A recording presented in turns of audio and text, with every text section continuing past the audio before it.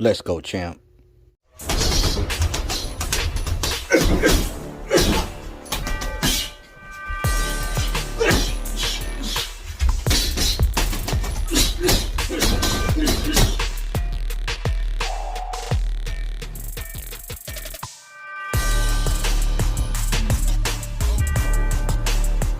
What's good with you YouTube fight fans all over the world? It's your boy, the realest of the real. Yes, sir, I said it, Real Talk Boxing. It is a privilege and honor and a major blessing to be back with you beautiful people yet again. I did a short video shouting out some of the homies, the real ones, but, you know, there was some misspelled words on my captions.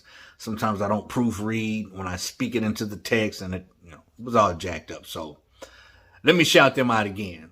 Castle Kingside, Oos, real one. Boxing After Dark, Nocturnal Thoughts, real one. Typhlosion, real one. Trey Ingram, real one. The Boxing Scholar, real one. A handful of others also. Trying to look into the camera now, because, you know, I'm always looking over this way, trying to look into the camera. But, listen, what I really want to talk about is the unification bout, welterweight, between Errol the Truth, Spence, and Yordenis Ugas, possibly for early 2022. And I got to be honest with you guys. When I first heard about this, I was a little upset. I was a little upset with Errol Spence. I thought it was a cop out. I thought it was a duck to not fight Errol Spence Jr.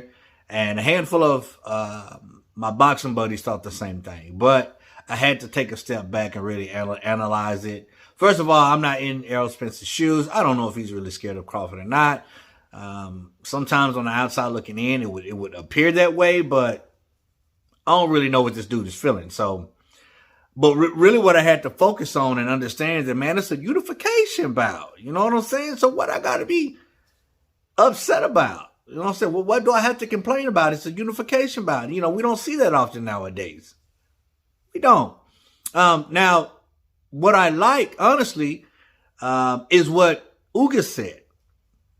Ugas said, if I beat Errol Spence, which he possibly could do, I'm trying to become undisputed, which should be every professional fighter's goal in their weight class, to become number one, undisputed. And Ugas says he's going for Crawford should he beat Errol Spence, you know.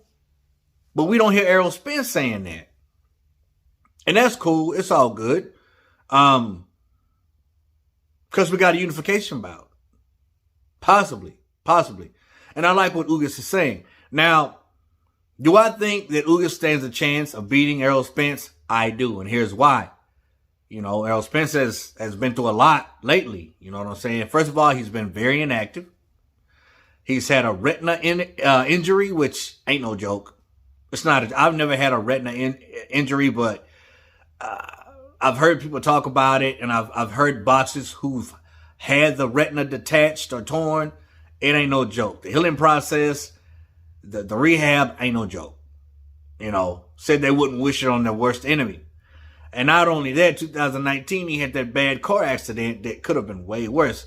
Young man could have lost his life, but he had some people praying for him. Best believe that, because it was bad. We all saw it. So when I seen him fight Danny Garcia, I was like, he's not the same. I mean, he was good enough to beat Danny Garcia, but he just was not the same. He was not the same. And a lot of people think the same thing that I think. A lot of people don't.